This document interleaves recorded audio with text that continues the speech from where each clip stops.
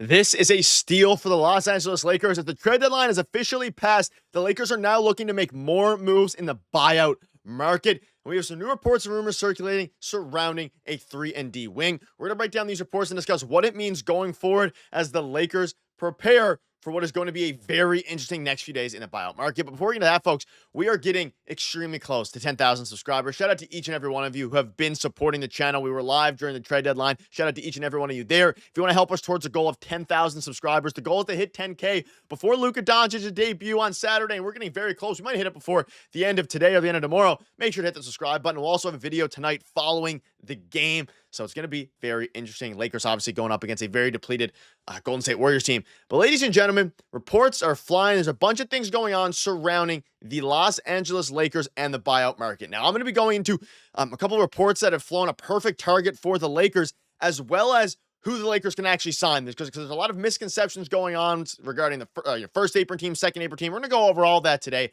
But the player we're talking about here is Tory Craig. Now, there's a ton of things to go over. Now, he is obviously a defensive-minded player, but one of the reasons that this is being brought up is you see this here. Now that the Lakers have an open roster spot, they do have an open roster spot, which is, of course, why we're covering this, because they are now the only way they can get these guys, or the most likely way, is through the buyout market. Imagine Rob Pelinka signs another two-way wing.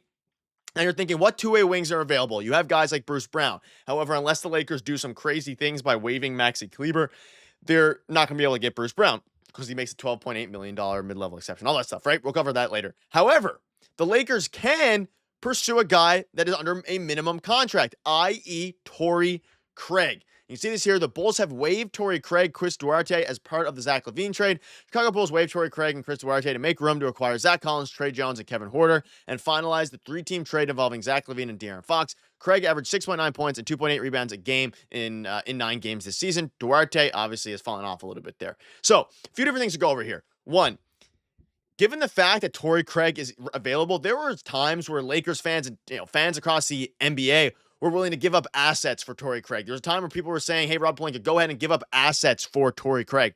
Now that he's been waived by the Bulls in order to make room for the Zach LaVine trade and the De'Aaron Fox trade, this opens up a perfect opportunity for the Los Angeles Lakers to not only come in and grab Tory Craig, but given their limited flexibility because they can't go after guys like Bruce Brown, you have to go out and get a guy like Tory Craig who is available at the moment. Now, when you're looking at Tory Craig, he is 6'5", 221 pounds, and he has been very good from the three-point line over his career, but especially over the past 3 seasons. He's a good defender, excels in transition, good instinct, doesn't try to do too much, knows his role. If you can get a veteran 3-and-D wing who can go ahead and be the 9th guy on your bench to play alongside LeBron and Luka, who would you rather be alongside? There's no other team, I don't think, if you're Tory Craig, that you'd rather try to even get another contract with, have a shining season, plays great alongside Luka and LeBron. Then, of course, Luka and LeBron themselves.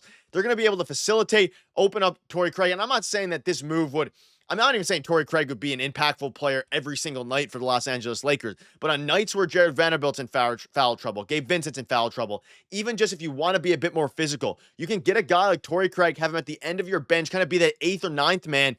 You can do a lot worse than getting Tory Craig on the league minimum in the buyout market. And they need a wing defender. They have Dorian Finney-Smith. They have Jared Vanderbilt. Gabe Vincent's an okay defender. Austin Reaves is a fine defender at times.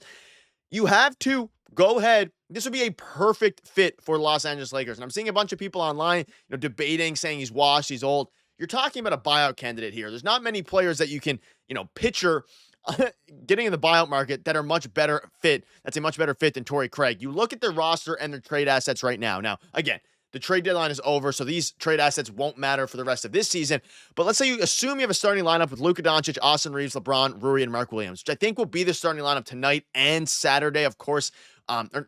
Luka won't be playing tonight, but you'd assume this will be the starting lineup on Saturday. I think they keep Rui in the starting lineup for a little bit while they let things go down.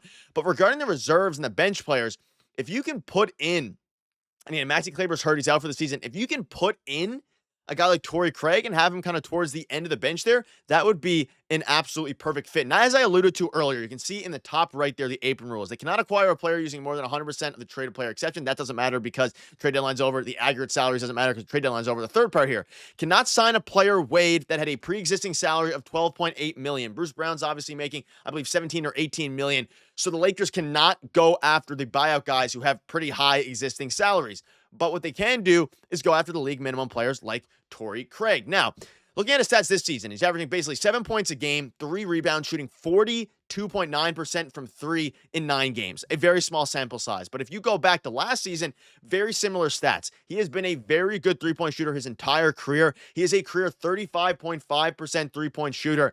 And you can do a lot worse than Tory Craig on the end of your bench. And again, the Lakers they can't be too selective here simply because you can't sign a player who's making over 12.8 million. So a lot of the really high-end guys like the Bruce Browns of the world, not saying Bruce Brown's a super high-end player. I honestly don't see a huge difference for the Lakers between Bruce Brown and Tory Craig. Like, yes, you prefer Bruce Brown. He has more pedigree. He's been better for sure. However, Tory Craig at the league minimum is an extremely good deal. And I do not think it is worth waiving Maxi Kleber to get under, to get into the proper apron position to be able to spend more money on to be able to go after Bruce Brown. I don't think it's worth it. I think Maxi Kleber is probably not going to play this season. He's going to be a fantastic trade piece next season in the offseason, and I think that's the route they're going to go with it. Now, again, the depth chart, you have, let's say you slide in Tory Craig as wherever you want to slide him in, your third string small forward, wherever you end up being.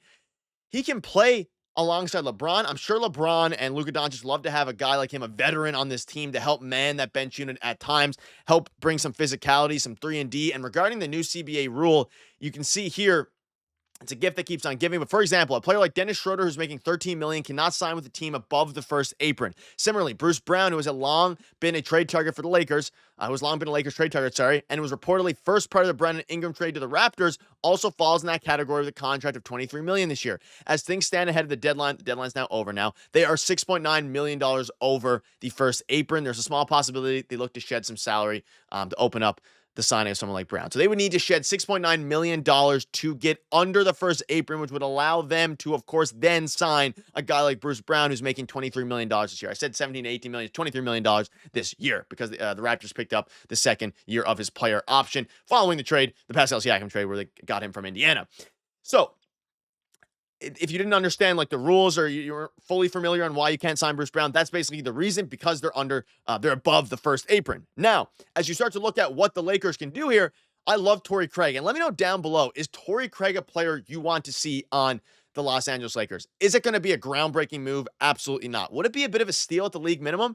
100%. You'd get a guy who's at least serviceable defensively, solid defensively. He's physical, he's rugged, and he's a great three-point shooter. He has good instincts. He doesn't try to do too much. And I can guarantee you he would be happy to join a winning team with the Lakers. So if they want to go after him, they would have the upper hand on a lot of these other teams, because this is going to be something that plays into the offseason as well. Who would you rather play with than Luka Doncic and LeBron James if you're a free agent trying to get your value back so you can earn your next contract? But let me know down below what your thoughts are.